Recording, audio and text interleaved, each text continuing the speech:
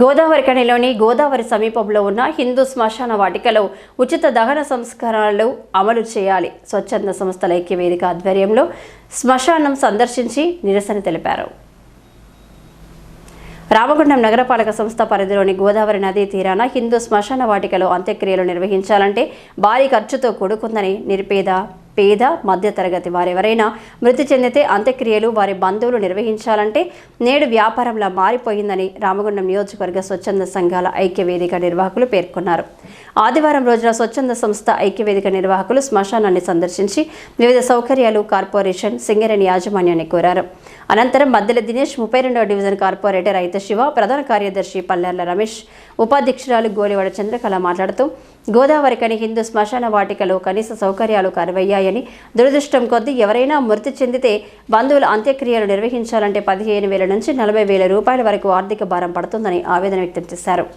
రామగుండం నగరపాలక సంస్థ దాదాపు 2020 సంవత్సరం నుండి 2024 ఏప్రిల్ వరకు ఉచితంగా అంత్యక్రియలు నిర్వహించారని, నగరపాలక సంస్థలు ప్రజాప్రతినిధులకు అనుకూలంగా ఉండే వారికి కాంట్రాక్టులు ఇచ్చి విచ్చలవిడిగా బిల్లులు తీసుకొని ఇప్పుడు కాంట్రాక్టర్లకు బిల్లులు పెండింగ్లో ఉన్నాయనే సాకుతో వాటిలో అవినీతి అక్రమాలకు పాల్పడ్డారని, కావున రామగుండం నగరపాలక సంస్థ ఉచిత అంత్యక్రియలను నిలిపివేయడం దురదృష్టకరమని వారు ఆగ్రహం వ్యక్తం చేశారు.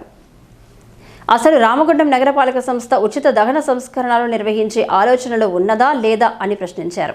వారిపై నగరపాలక సంస్థ శ్మశానం నిర్వహణ పరంగా అభివృద్ధి చేసి సింగరేణికి నిర్వహణ బాధ్యతలు ఇవ్వాలని అన్నారు. కనీసం త్రాగడానికి మంచినీరు కూడా లేదని, శ్మశానం ఆవరణలో సింగరేణి యాజమాన్యం ద్వారా ఆర్ఓ వాటర్ ప్లాంట్ ఏర్పాటు చేయాలన్నారు. అదేవిధంగా గంగానగర్ పెట్రోల్ బంక్ నుండి శ్మశానం వరకు స్ట్రీట్ లైట్ ఏర్పాటు చేయాలని, నూతన రోడ్డు వేయాలని, అదేవిధంగా శ్మశానంలో లోపల సోలార్ లైట్లు ఏర్పాటు చేయాలన్నారు. రామగుండం నియోజకవర్గం స్వచ్ఛంద సంఘాల ఐక్యవేదిక ఆధ్వర్యంలో ఈరోజు హిందూ శ్మశాన వాటికను సందర్శించడం జరిగింది. ఇక్కడ ఎటువంటి సౌకర్యాలు లేవు. ఆర్ఓ ప్లాంట్ కానీ, స్థానాలకు పంపులు కానీ, కనీసం కాల్చడానికి అక్కడ అవి కూడా మొత్తం కూలిపోయి ఉన్నాయి. అది సరిగ్గా లేదు. ఇట్లా ఈ కరెంటు ఇది కూడా ఓపెన్ చేయాలని కోరుకుంటున్నాం. మళ్ళీ ఇంకొకటి వైకుంఠ రథాలు కానీ ఇక్కడ ఫ్రీగా ఈ శ్మశాన వాటికలో ఫ్రీగా దహన సంస్కారాలు జరిగే విధంగా కూడా చర్యలు తీసుకోవాలని కోరుకుంటున్నాము. ఐక్య స్వచ్ఛంద సంస్థల నుంచి మున్సిపల్ కమిషనర్ కానీ, సింగరేణి జీఎం కానీ, గౌరవనీయులు ఎమ్మెల్యే గారు కానీ చొరవ తీసుకొని త్వరితగతిన ఈ సమస్యలు పరిష్కరించాలని మా అందరి తరఫున కోరుకుంటున్నాను. స్థలం ఉంది అంటే అది మొట్టమొదటిగా మనం దహన సంస్కారాలు చేసే స్థలమే. సో ఎవరైతే చనిపోతారో పేదవాళ్ళు, ధనికులు ఎవరు చనిపోయినా తీసుకువచ్చి అదే ఒక స్థలంలో మాత్రమే, అతను 6 అడుగుల స్థలం అంటాం కదా, ఆ స్థలంలో మాత్రమే మనం చేస్తాము. అలాంటి పవిత్ర క్షేత్రాన్ని మనం ఏ పాలకులైనా కూడా దాన్ని మంచిగా చక్కగా తీర్చిదిద్దాలి. అలాంటిది అంతకుముందు ఇక్కడ ఉచిత దహన సంస్కారాలు ఉండేటి గత సంవత్సర కాలంగా ఇప్పుడు జరగట్లేదు. సో కంపల్సరిగా రామగుండాన్ని అభివృద్ధి చేయాలనే తలంపుతో ఉన్న మన గౌరవ ఎమ్మెల్యే గారు కంపల్సరీ దీని మీద దృష్టి పెట్టి మున్సిపల్ ఆఫీస్ తరఫున కంపల్సరీ ఇది చక్కగా ఒక సుందరమైన పార్కు లాగా తీర్చిదిద్దాలని మేము ప్రత్యేకంగా మా స్వచ్ఛంద సంఘాల ఐక్యవేదిక తరఫున మన రామగుండం ఎమ్మెల్యే మక్కన్ సింగ్ ఠాకూర్ గారిని కోరుచున్నాం.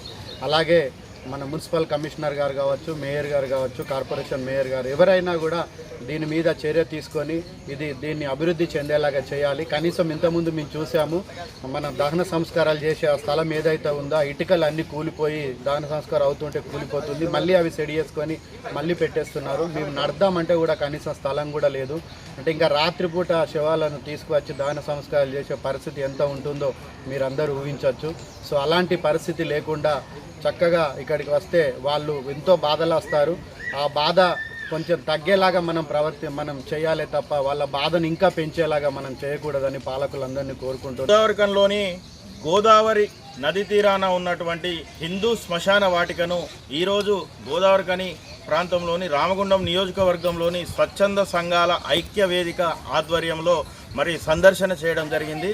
ఈరోజు మరి ఈ ప్రాంతంలో ఎవరైనా దురదృష్టం కొద్దీ మృత్యువాత పడితే హిందూ శ్మశాన వాటికకు తీసుకొస్తే మరి దహన సంస్కారాలు చేయాలంటే పూర్తిగా వ్యాపారంగా మారిపోయింది.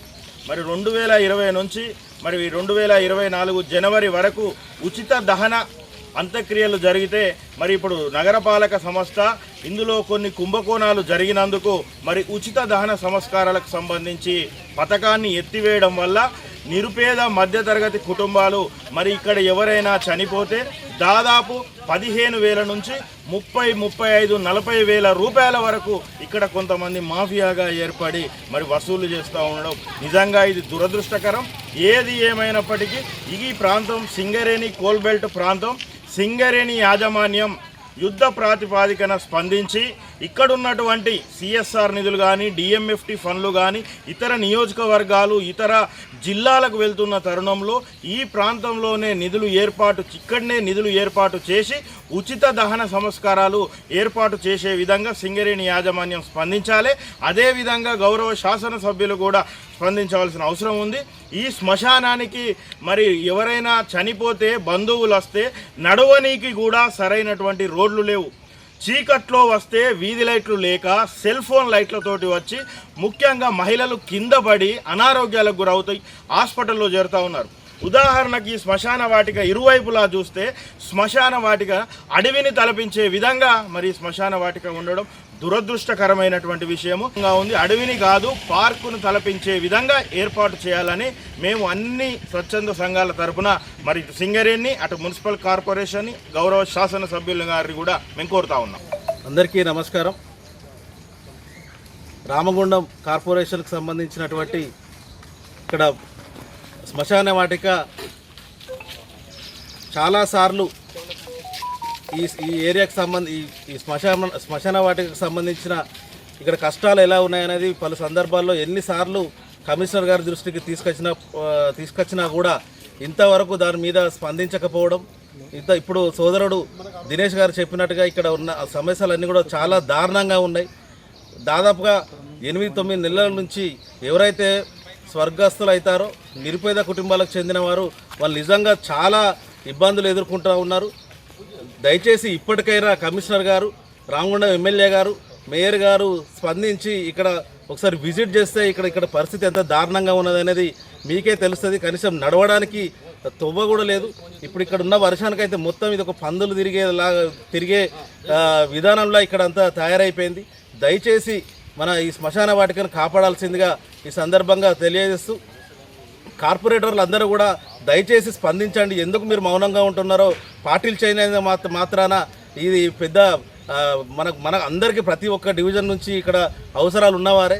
దయచేసి స్పందించి మేయర్ గారి దృష్టికి, కమిషనర్ గారి దృష్టికి మీ వంతు కూడా అందరు తీసుకుపోయి అందరూ ఉమ్మడిగా చేస్తే ఈ కార్యక్రమం ముందుకు వస్తుంది. అందరం కూడా దాదాపుగా 4 సంవత్సరాలు మనం దాన్ని ఏకగ్రీవంగా ఇక్కడ ఉచితంగా చేయాలని చెప్పి అప్పుడు తీర్మానం చేసినాం.